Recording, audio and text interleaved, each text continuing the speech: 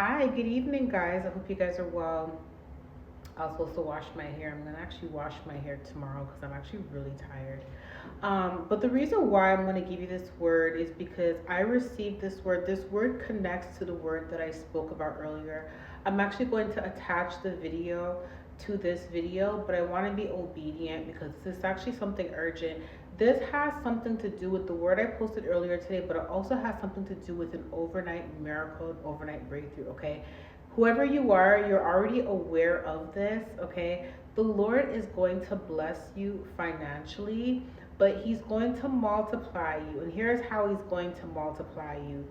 You have one source of income, or you may have two sources of income, but the Lord is going to multiply you by blessing you with other revenues of income, okay? These other revenues of income that's going to come in, it's going to allow you to be able to get some things that you've been wanting to get, whether it's starting your business, whether it's investing, whether it's buying a home, whatever the situation is. You're going to have more resources and finances for you to be able to have more. Going back to the scripture that I talked about yesterday, how Jesus ended up multiplying the bread and multiplying the fish to where he was able to feed 5,000 people. And not only that, but there was actually leftovers. After his disciples ate, they were satisfied and there was leftovers, right? Well, in your case, God is going to multiply you and give you additional resources, additional finances. Now, here is the take heed warning of this word. Earlier today, I put out a word, and the word talked about not sharing too much personal details with people about your life.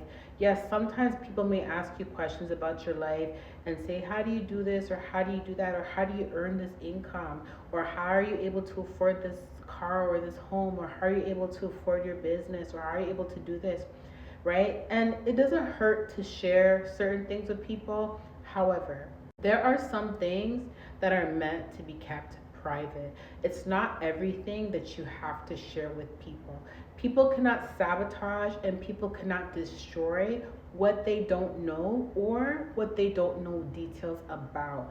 I can't tell you guys the amount of times that, I've heard stories and I've even witnessed myself, like people would share certain things, and then because of these, practitioners or these ops knowing certain information about your life, it's almost like they try to destroy it or they try to do witchcraft towards it, okay? When people know where your finances are coming from, sometimes they'll try to sabotage your area of work. So let's just say that you have a business online and you cannot hide the fact that you have a business, because you have to advertise your business, right? And someone starts targeting that. They try to ruin your business reputation, or they try to do witchcraft on your business to try to mess with your finances and resources, right? But let's just say that you have something on the side that you're working on that nobody is aware of, and that's actually bringing in extra revenue, and that's a blessing that God has given you to multiply your finances. Nobody needs to know where this additional income is coming from or how you're able to afford certain things, okay? Because some people, they are pocket watchers, okay? They will sit there and they'll watch where they think your main source of income is, and they will sit there and try to calculate your expenses, your resources, and all that. Now, I don't really see strangers doing this a lot, but most of the times it's family that does this. And if you are dealing with family who are extremely envious of you, or family who participate or dabble in witchcraft, chances are they're counting your finances and they're counting your pockets, okay? Yes, strangers do count your pockets, but it's very rare that a stranger will sit there and try to calculate each finance or each expense that you have. Usually it's close friends that do this, or family that do this, okay? Or ex-partners that do this, right? So the blessings that God is about to bring in your life, that's going to help you accumulate more resources, and that's going to help you be able to afford the things that you've been trying to afford, pertaining to investment or pertaining to helping others. Because when your cup gets poured into, of course you're going to be helping other people.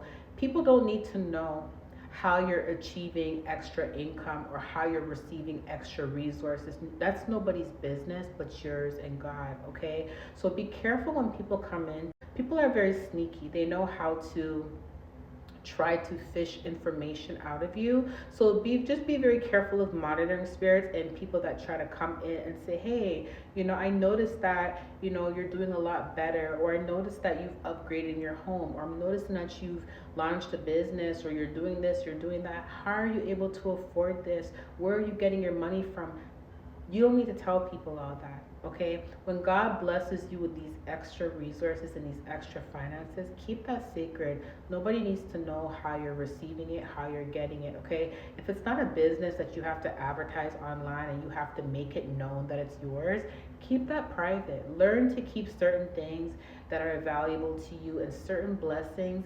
Learn to keep some blessings to yourself. Not everybody has to know, what blessings you have and everything that God is doing in your life. Okay, so I love you guys. I want to just say congratulations to whoever you are, and just be very mindful who you share this with. Again, people cannot destroy and damage what they don't know you have. Okay, so keep that very sacred. I love you guys. I'll talk to you later. Bye.